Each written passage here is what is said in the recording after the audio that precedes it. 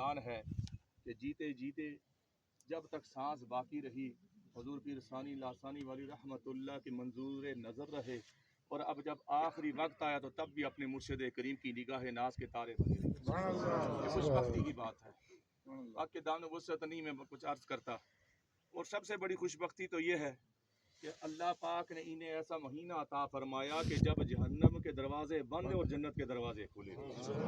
اس سے بڑی اور خوش بختی کوئی نہیں۔ اور صف کے آگے کوئی کھڑا ہے یا صف کے پیچھے کوئی کھڑا ہے، صف کے دائیں کوئی کھڑا ہے یا صف کے بائیں کوئی کھڑا ہے، ہر ایک بندہ اپنے پاک رب کی رضا کی خاطر روزے سے ہے،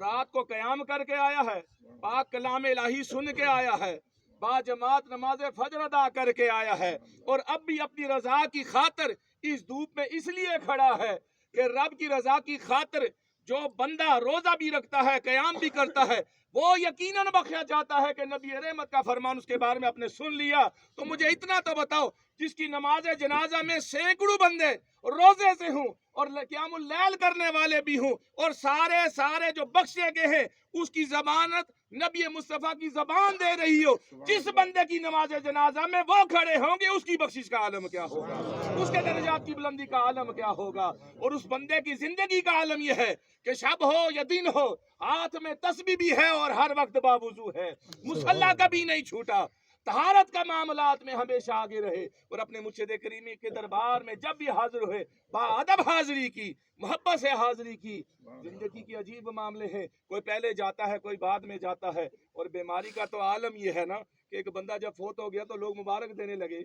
سرکار دو جہاں تشریف فرما، سرکار کے کانوں میں مبارک کے الفاظ پہنچے، صحابہ مبارک دے رہے کہ مبارک ہو جی، اس کو تکلیف نہیں، اچانک فوت ہو گیا۔ تو سرکار نے ارشاد فرمایا، بندہ خدا کیا تم یہ خواہش نہیں کرتے تھے یہ بیمار ہوتا؟ یا رسول اللہ بیمار ہوتا تو پھر کیا ہوتا؟ اگر یہ بیمار ہوتا اور بیمار ہونے کے بعد ہر تکلیف پہ رب کی حمد کرتا تو ہر تکلیف برداشت کرنے کے سبب سے رب اس کے درجے بلند فرماؤ تو اس کے گناہ ختم کر دیتا، اور اگر یہ گناہگار قبر میں جاتا تو اس صبر کی وجہ سے قبر میں داخلے کے وقت سارے گناہ خدا ختم فرما دیتا، اور اگر نیکوکار ہوتا، عبادت گزار ہوتا، شب زندہ بیدار ہوتا تو اس کے عالم یہ ہوتا کہ گناہ تو نہیں تھے، اس کے نیکیوں کے درجے خدا ایسے بلند فرماتا کہ جب روز قیامت یہ میدان محشر میں چلے گئے تو اس کے دائیں بائیں نیکیوں کے پہاڑ چلنا شروع ہو گئے۔ رب کی ہر ایک تکلیف جو آئے بندہ اس پہ صبر کرے تو رب انسان کے گناہ ختم کرتا ہے، اگر نیک ہو تو اس کے درجے بلند فرماتا ہے۔ خدا ان کی اس بیماری کو ان کے گناہوں کا کفارہ بنائے، اور اپنے مرشد کریم کی ہدایت کے اوپر جو بھی نیک اعمال کیے،